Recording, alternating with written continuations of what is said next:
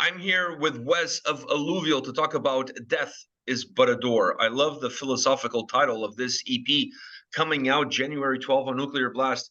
Dude, it's a pleasure to have you on the channel. Thank you very much for taking the time. Yeah, dude, great to finally get one in with you. I think Kevin did this last time with you on Last time you Sarcoma. guys released your last full-length record, yeah, I chatted with Kevin. I love chatting with Kevin, don't get me wrong, but I love chatting with you as well, especially because I've never had a chance to do so. So this is going to be really cool. Yeah, straight up. It's an honor, bro. I'm stoked to do it. Yeah, Death is But a Door. This summer we got together and we wrote a bunch of songs, probably like 12 songs. And like initially it was gonna be this thing where, we were gonna try to get a full length in, and then um it just kind of felt cool for us to be able to put out 4 songs that had somewhat of a relationship with each other, and be able to go and play new stuff on this Tesseract run, and bridge the gap between Sarcoma and our next full length. And it ended up being, like the I know it sounds passe, but like it ended up being like the favorite stuff we've done so far. And like Sarcoma, I've said this a few times, like a lot of Sarcoma was written kind of like poking around in the dark. I didn't know what the vocals were gonna sound like, I didn't know, like a lot of things hadn't been solidified with Kevin yet. So like this time, I feel like this stuff sounds like me and Kevin have been friends for 6 years. Yeah, Like there's and that has that has an effect overall on it. And I'm super stoked on it. So are all of us. So yeah. I got so many things to ask you. I don't even know where to start. I'm going to start with something you just said. You guys wrote a bunch of songs. You picked these four for the EP. Was it difficult to choose a few tracks off of that bunch that you guys did to put it together in this record? Dude, well, I'll put it this way, like, I'm not one of those guys who can get off tour for, like, 2 weeks and just write, like, a ton of songs, you know what I mean? Like, there's part of me that, like, has to sorta settle into it, and this year, when we got back from Europe, which was, like, at the end of February, I had nothing in the chamber, really. I mean, I had a handful of riffs, but I didn't have anything that, like, resembled a song yet. So, having 6 months to spend at home to get it done gave me, like, time to kind of figure out what it is that we were supposed to sound like. And a lot of that is just kinda like, um, the one thing that we kept saying is like, we would get some sort of riff in there, or there would be something, and it would be like, "Yeah, that's not the message," Like, the message needs to be, and that's such an intangible thing at first, until you get 2 or 3 songs in the can and you're like, "Oh, okay, this is, like, materialized, like, this is, like, you can visually and, you can feel that this is the right message." So, it turned out like starting to write for a full length and then getting these other songs and then going like, "Well, what would it be like if we, you know, really focused on just getting an EP in the can for the fall?" And, um, the fact that we'd sort of, I guess, warmed up on writing 8 other songs kinda made these ones, come out could like, I don't wanna say like, it made them come out of the chamber with the correct message, you know what I mean? Like, all 4 of them consecutively. Um, that just takes time. I mean, I I would I would venture to say that most people's favorite records, you know what I mean? They come from, I don't know, a certain attitude or disposition from the people in the band, you know what I mean? And that just comes from, like, us being able to go out and play a lot of shows and, see what the Sarcoma stuff was like, and, in front of an audience, and, like, seeing other bands, I guess, that's a big part of it. Like, we did a run with Car Bomb, and, I don't wanna say, like, the riff in Fog Belt was, like, directly influenced by it, but I remember seeing, like, a lot of, car bomb set and being like, God damn, that would be so fun to have a riff like that. Or, you know what I mean? Like that would be like, it's such a cool fucking thing to be able It to is.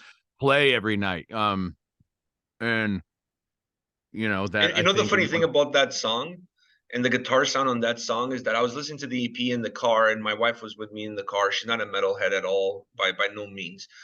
And I think I played, because obviously it's an EP, so I had it on loop. So I think I played it, I don't know, like 10 times on the trip that we were doing. Every time that song came on, she knew what song it was. It was so unique in the way it sounded. And even though she's not a metalhead, she's like, I really dig that.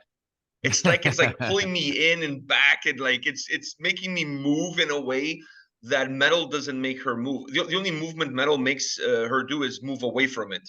So right. Well, that's yeah, very cool. that song connected with her just because of that sound and the riffing in that track. That's awesome. Tell her I said thank you very much. I owe her a pedicure. Maybe she could bring that into the other ladies when she's getting the pedicure and crank up Fog Belt and see how I'll it tell hits her that. them I'll tell too. her that. Yeah, I mean, um, I guess on a technical sort of like nerdy aspect of it, like some things were like such an accident with that, and that song came together so fast. Like I said, it's like once you're right in the wave, it takes a minute to get on the wave, but once you get on it, then shit just starts humming, and with that riff, like the squeals are in mono.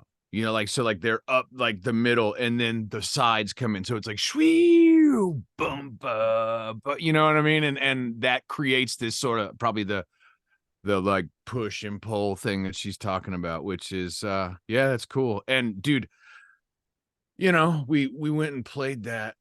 The also one of the coolest differences with this stuff right now is a lot of it got written in June, you know what I mean? And then here we are a few months later playing it for the first time, whereas a lot of the stuff on Sarcoma was written in 2019, some of it in 2018, you know what I mean? So by the time it came out, not saying that I'm superstitious or whatever, you know what I mean, but almost in a way it seems like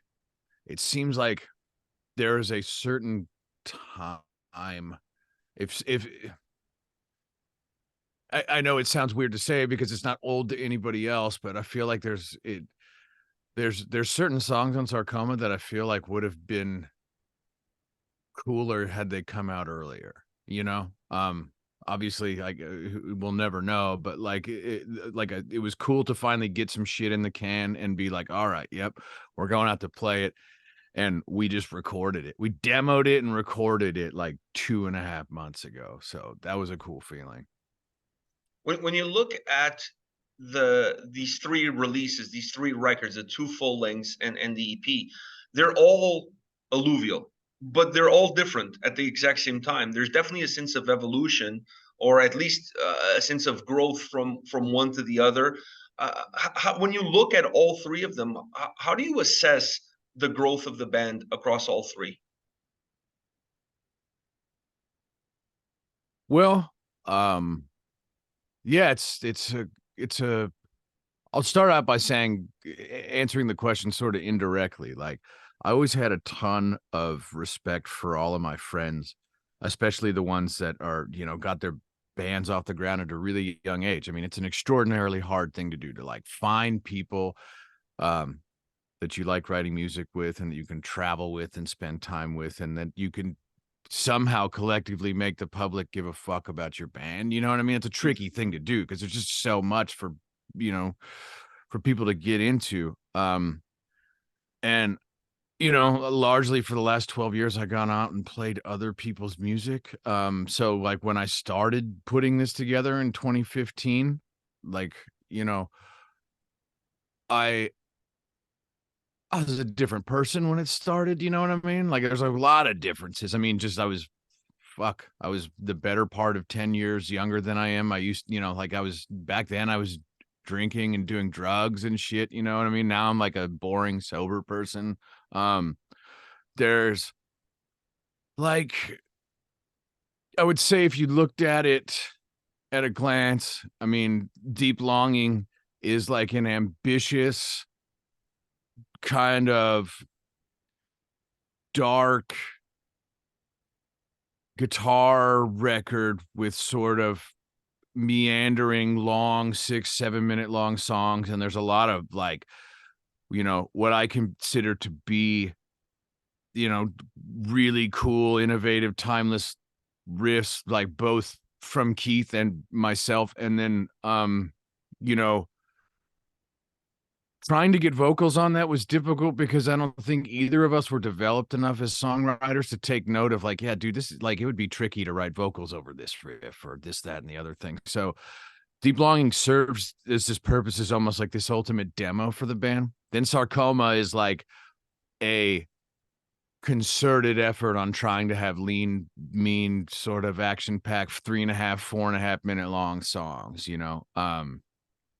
And that was important to us. And then, you know, like the singing part of this, you know, or air quotes singing, you know, my pitched yelling or whatever, like, it was always something that I was interested in doing, but this band's been this weird long exercise of figuring out what it is that I can do. Like, I mean, if you asked me like a few years ago if I would have been comfortable enough to do that, I would have said no. But you know, I ended up doing it. And I suppose like, you know, the it's a good thing that we got it out of the way on Sarcoma because like the people who weren't gonna fuck with us because of vocals like that already left the party like 2 years ago, you know. But like the people who are down with it are you know still here. So the EP, right? Like as you can tell, like the there's the shit in there for people who loved all of our heaviest stuff in Sarcoma, and then there's shit that's considerably heavier than anything we've ever done, and then we have Death Is But a Door, which I guess would really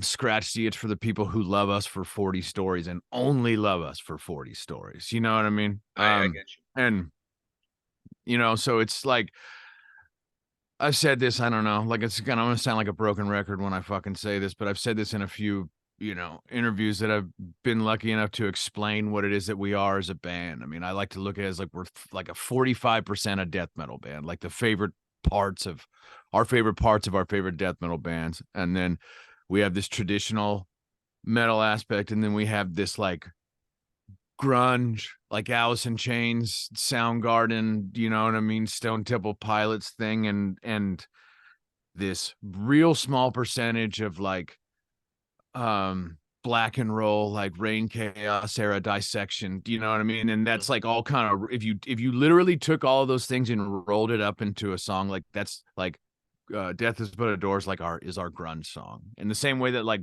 Sleepers Become Giants was our sort of grunge song on Sarcoma. So yeah, how it'll change, I guess, henceforth, you know, compared to, you know, like the last, that's another thing. I can't even fucking believe that we're on our third release as a band. It's a crazy feeling. You know what I mean? It's a crazy, I mean, I'm not saying there's a pretty long gap of time that we've been able to do it, but it still feels like, oh, wow, holy shit. You know what I mean? And there's like people who come up to like shows with our very first shirts that we've ever printed on and stuff like that. It makes you go like, oh wow, this means something to people. So it's cool. I would say like the goal, I guess, is for us to probably just end up finding ways that we can be darker and heavier, but try to be clever about it. You know what I mean? Try to not be, you know, bargain bin about it, and like we'll have this technical aspect about it, but I wouldn't really ever consider like us as a super technical band. We're conservatively tech, you know what I mean? Like Conservatively, that's a new genre. You're just yeah, conservative tech, yeah, conservative tech, designer death metal, whatever you want to call it. bougie death metal. Yeah. Bougie death metal. I really enjoy this EP. The only problem with it is that it's just an EP, because you kind of want more after it. Because I felt like some of the things that maybe were not as emphasized on the previous record, you guys emphasized it a little bit more on this. And I mean two things specifically: the heaviness and the darkness. This EP has a lot of those two really in the forefront. How much of that becomes an impact of being more comfortable working with Kevin as a vocalist when you're putting songs together, knowing what he can do and where he fits best, as far as your songwriting is concerned?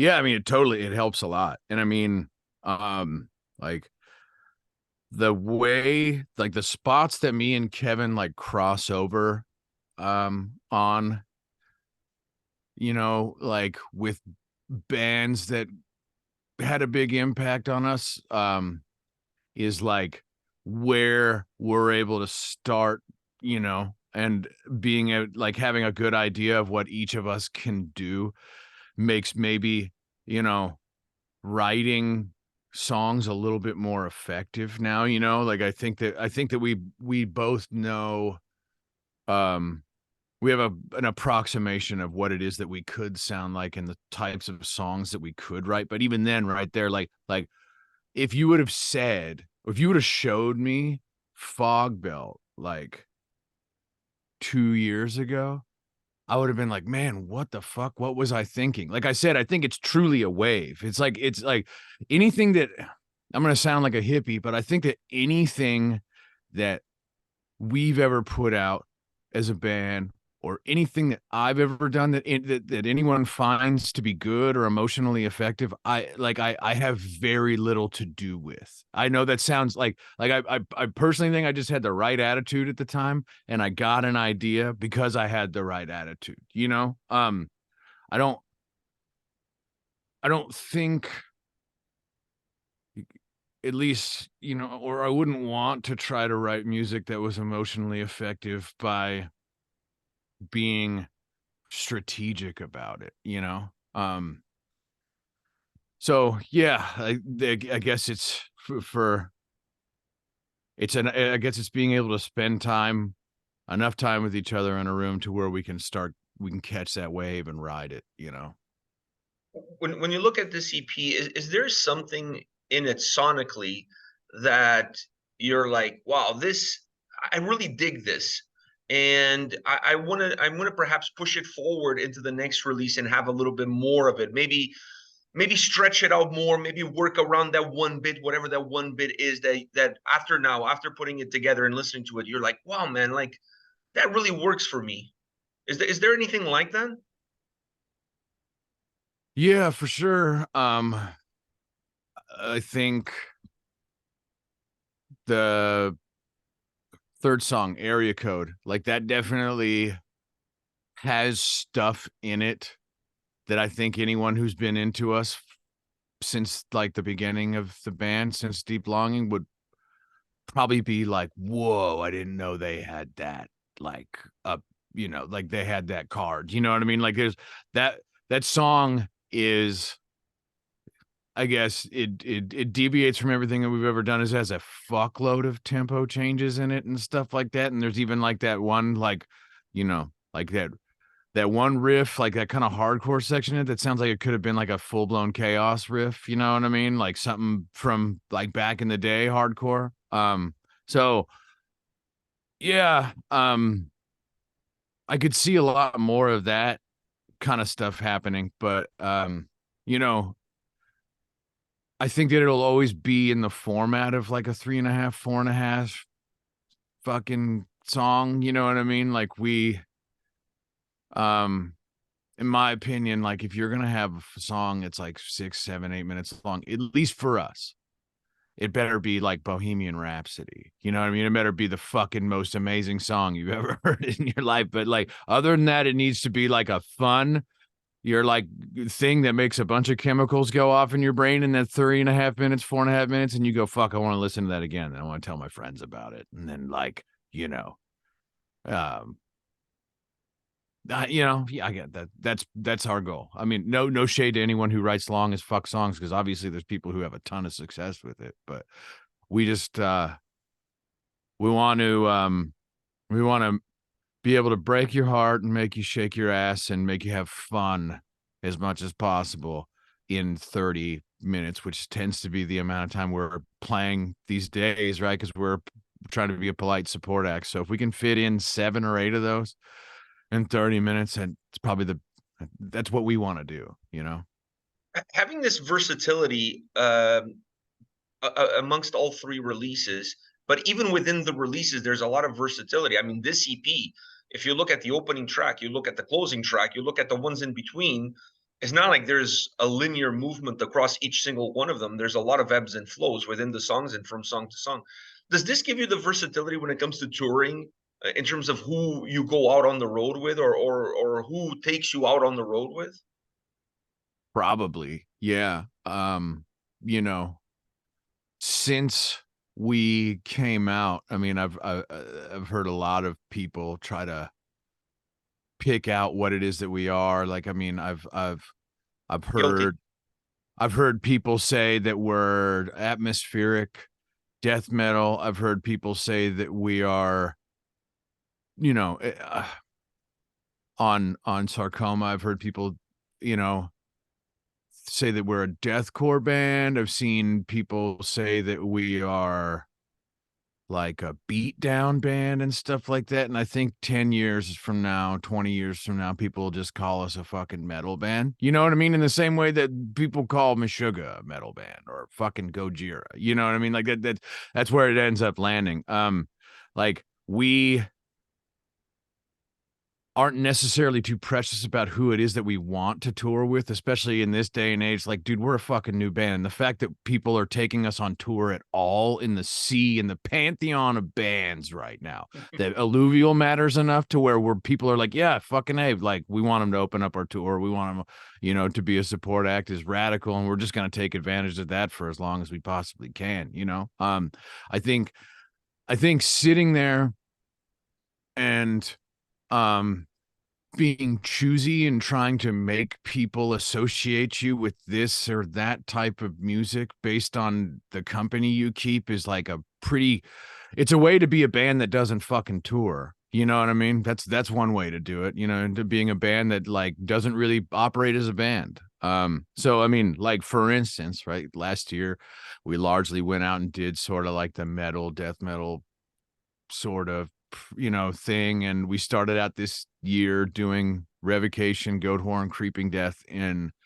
Europe. And then, yeah, dude, we ended up doing probably like what you would consider to be like the least metal sort of like metal tour we've done so far with Tesseract and Intervals. And like both those bands are like razor sharp, excellent at what they do and shit like that. And we weren't necessarily sure that anyone would like us, but like our job is to go out there and try to, you know, open up the show and make people ready to have fun. And we definitely did that. So yeah, Yeah, I'm not gonna hopefully, lie like to I you. When said, I saw that lineup, I was like, wow, one of these is not like the others. It just felt like you guys really stuck out like a sore thumb, and I don't mean this in any negative way. It's just it's very different from the other two bands, and I was having the same idea. Like, are the fan bases going to be open minded and really enjoy what you guys bring to the table? yeah, I mean, that's it. But you know, also like you go out there, like there's been a handful of bills over the years that have been pretty creative. Like Meshuggah has taken out like, you know, they've done tour packages where it was like Meshuggah, Baroness, and Decapitated. You know what I mean? Or like Meshuggah, Cynic, you know, and the Faceless and stuff like that. You know, so that's kind of what I looked at it like. You know, and our job is just to go out there and, you know, make people go, whoa, shit, the show has started. You know what I mean? Instead of it going like, oh, here's the fucking opening band. I'm going to go smoke a cigarette and take a shit or whatever. You know what I mean? Like we want to make people go, whoa, fuck. And we did that. And I mean, and the other part of it that was really cool about that Tesseract run is that, we brought a lot of fucking people out to those shows. And I wasn't sure if any of the work that we did in 2022 mattered at all. You know what I mean? Like you don't really have perspective on stuff when you're just out there and like you're doing it, you're selling your own fucking merch and you're driving yourself to the next show and you're exhausted and you don't really have time to like, I guess, stop and smell the roses or see what it is that you've done and if it's made any impact. But man, holy fuck, it was a pleasure seeing how many people came out to see us on these shows, like how many people we brought. It made me feel good that we were able to do that for Tesseract. You know what I mean? Like be like, oh, they're like a band that's actually bringing people to the shows. So that was cool. And you know, this when does this come out? This interview. It'll be before the EP gets released. Okay. All right, so I can't say 2024 just fucking filled up for us in like the You can tell me last off the record afterwards. okay, last month. So we like it's probably gonna be we'll probably be we'll probably do 5 or 6 months of touring in 2024 Wow, that's a lot. cumulatively. So I mean, and a lot of it is pretty varied. A lot of it is shaping up to be in the world that I think we sort of like belong in, you know what I mean? Like the extreme metal world side of things, but a lot of it there's a portion of it that is definitely different, you know what I mean? Like we're going to go and be playing to some bands fans that probably like have definitely never heard of us, you know? So yeah, it's this is college, you know what I mean? Like I'd say, you know what I mean? Like this is what I tell Kevin this all the time, you know what I mean? When we wake up at a fucking Loves or a Flying J and like you got a you have a bladder full of urine and you know what I mean? Like you're 300 feet away from the bathroom and like you wake up and it tastes like a cat shit in your mouth and you're just like, God, fuck, you know what I mean? We got to get up and go and play a show today. It's like all of us ran screaming from college, right? You know what I mean? Every one of us was like, yeah, I don't want to fucking have a calculus test this week.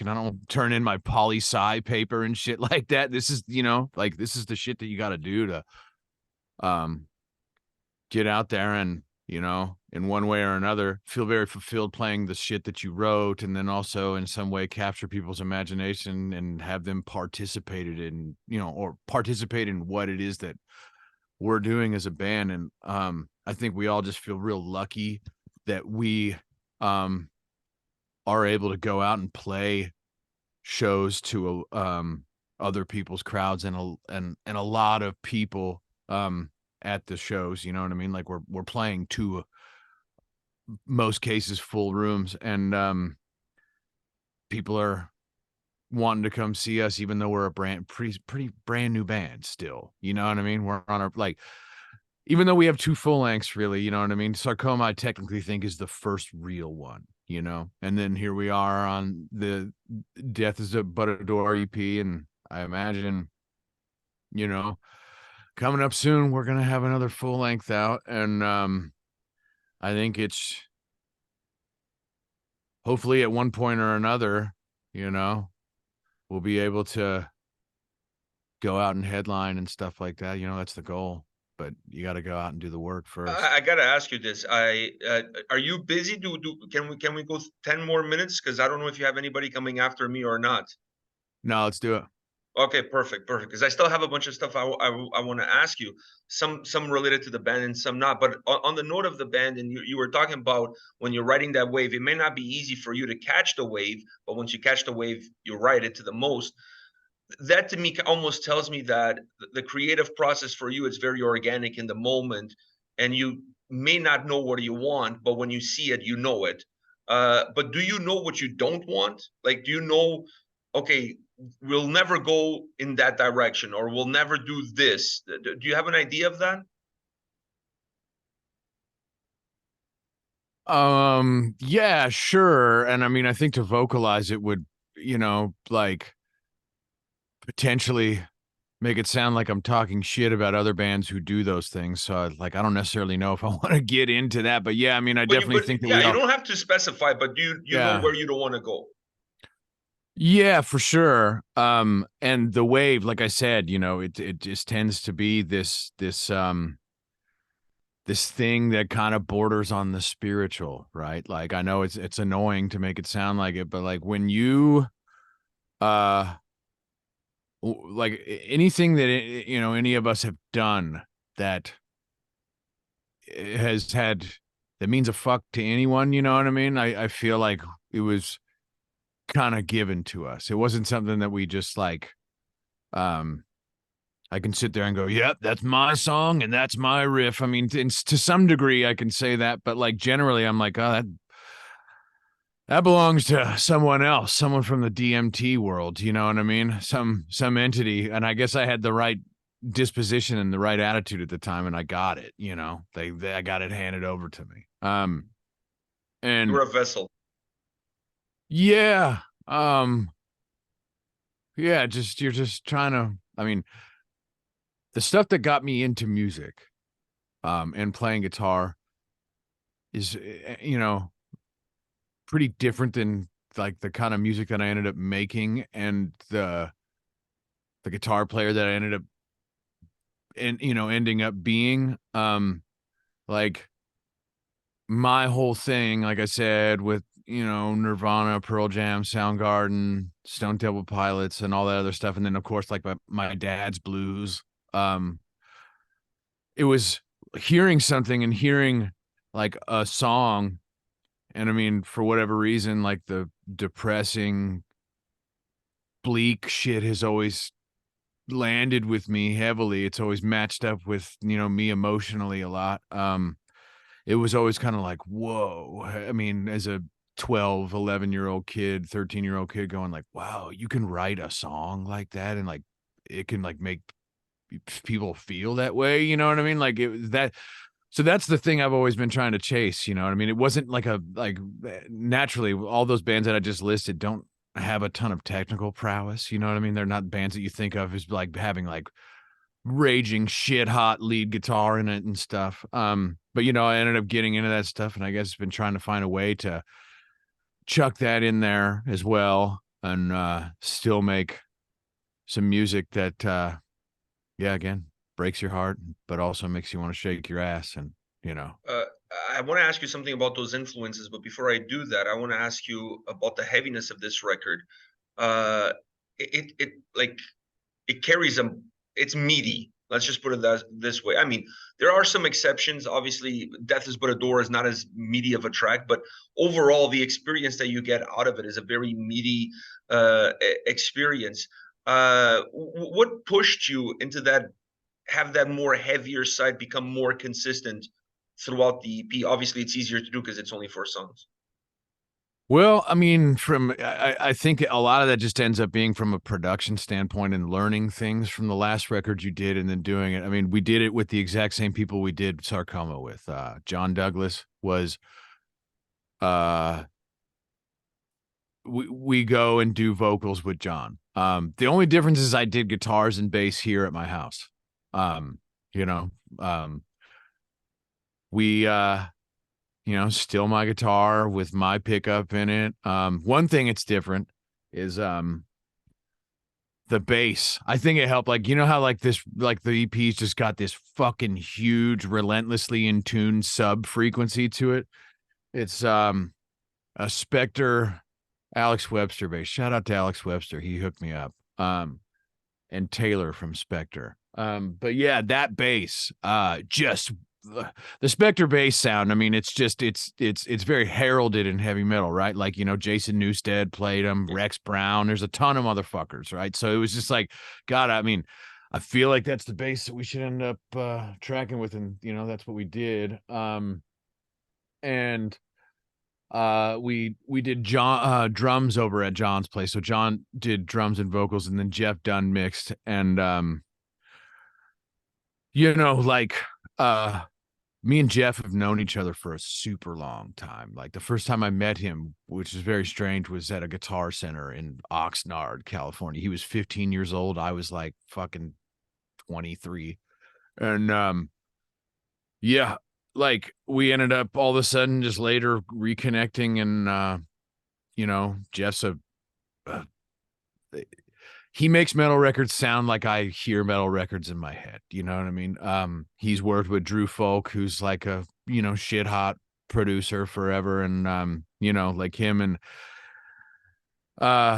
Jeff have, made a ton of records together. So it's cool to be able to have Jeff's touch on this stuff. And Jeff and John both understand how it is that we sound. And they're also like willing to listen to me, who's a hobbyist engineer, you know what I mean? Be like, no, that's not quite it, where I don't necessarily know that if we went to like a real, like established producer in this day and age, like there would be someone who'd be that open to us having our input on it, you know, because a lot of dudes, right, when certain producers are like pretty established and they've got a bunch of like records under their belt that have performed well commercially, like I don't think they're as apt to take direction from the band. It's kind of like, no, I know best, you know. And I mean, respect to that, you know. You got to respect the fact that someone's got that, but I don't see us changing the people that we do our records with ever, you know what I mean? It's just, they just keep getting better. And like you said, it's a big old meaty boy. And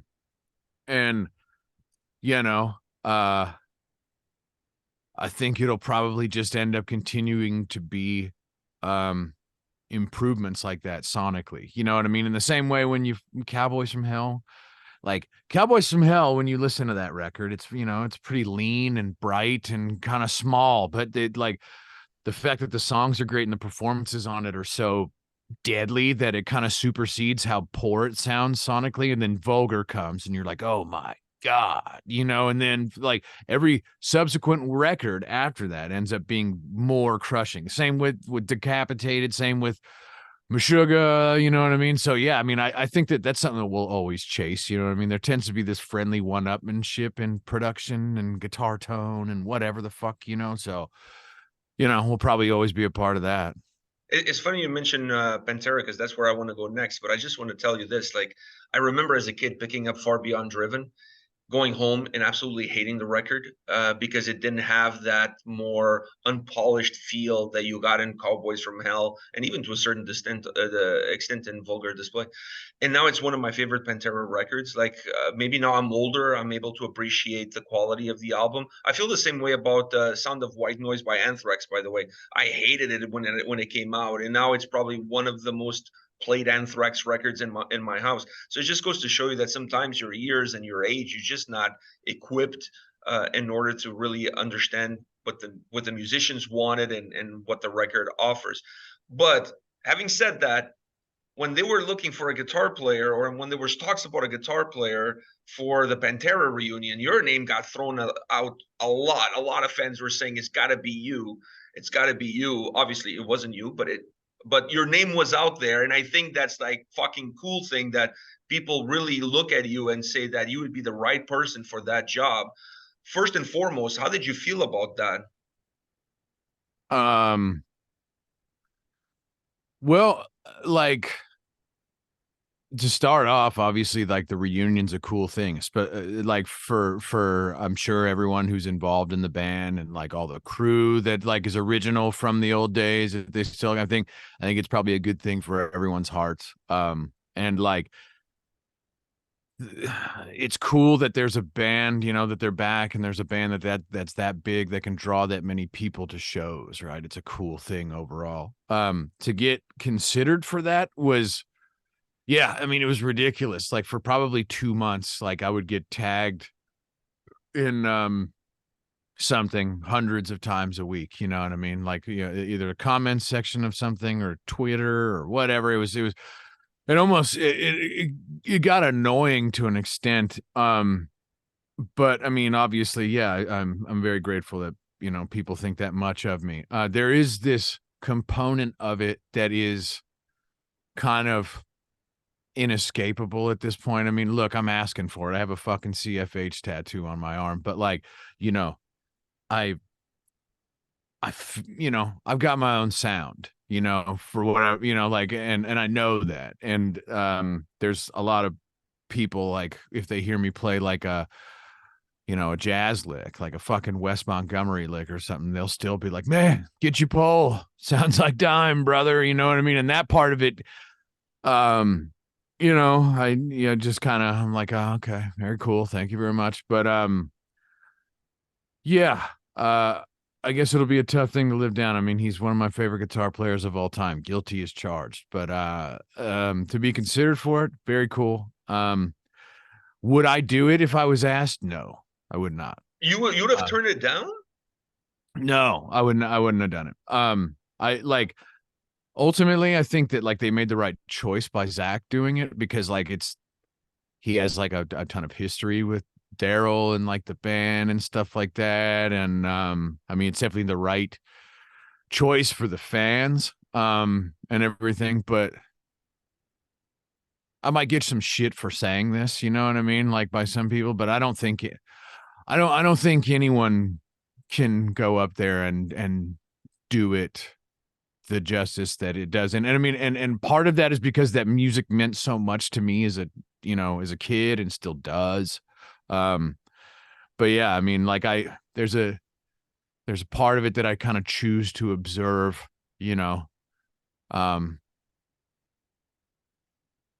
the I choose to observe it still from being a 16-year-old kid. You know what I mean? And I think that's how it'll always be. And like as big of an honor as it is, I can't really see. It wouldn't make me comfortable seeing myself in that position. You know, I wouldn't. Yeah, I wouldn't have. I know everyone's probably like, "Yo, you're full of fucking shit. You would have done it." No, I swear to God, if I got a call or an email, I would be like, wow, this is wild. But thank you very much. I will, but I'm not the guy. Wow, I'm blown away by that. But I agree with you. I don't know if you got to see them on the previous tour run that they did. They're going back on the road in February of 2024 with Lamb of God again. I got to see them when they came to Toronto. I feel the same way. I enjoy the show. It was great. It was very nostalgic. But I don't care how good of a guitar player you are or who you are, you're still not Dime. And in my mind, as a fan of Pantera since I was a kid, um, not seeing him there, like, you know what I mean? It kind of makes you, I don't know, there's something missing, you know? Yeah, I mean, dude, right? Like, yeah, I mean, the vision that you and I have, right? Like, and how it meant so much to us is like we picture like there's this dudes in their 20s running around and like looking like the dopest dudes of all fucking time and like just crushing, you know, Yeah, like with and his foot on the PA, one hand yeah, on the guitar, the other hand, like that's what I saw. That was my youth. You know what I mean? yeah, Like yeah. it's just it's you cannot separate that's in your brain with what you're seeing now. Right, right. But again, um, ton of respect to everyone Yeah, who's I'm still gone agree out with you. there, you know, both band and crew, and went out there and played the stuff for all the people who like want to go see that. You know, that's um there's no shortage of people who want to go see it and will continue to go see it, I think. And you know, like I said, I think that they picked the right folks, right? Like, you know, they pick the right people for the fans, and they sort of pick the right people for uh you know, like I think as far as like if the brothers, you know, like were to be like have any say in it, I think that they probably would have been like, yeah, those are the two guys we'd want to do it, I you agree know. with you 100%.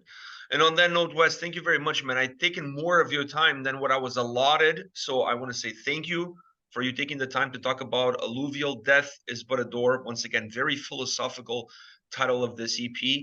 And once you go through that door, you're going to find a lot of things that are going to make you feel alive, which is the great thing about the sound on this record. I fucking love it. Thank Oh, you very thank you much for so your much, time, man. brother. I very much appreciate it. Thank you very much. I'll see you soon. January 12th, Death is But a Door comes out via Nuclear Blast Record. Go to the Nuclear Blast store, pre-order it so we can go and be on tour and you can come and see us. We're on tour a whole fuck no next year too, so come see us then. I'll put a link for the pre-order in the description of this video so that you don't even have to go anywhere else. You can just scroll your little mouse down, click on that pre-order link, and pick up the EP. Badass. Thank you so much, bro. Thank you, man. Thank you. All right, take care.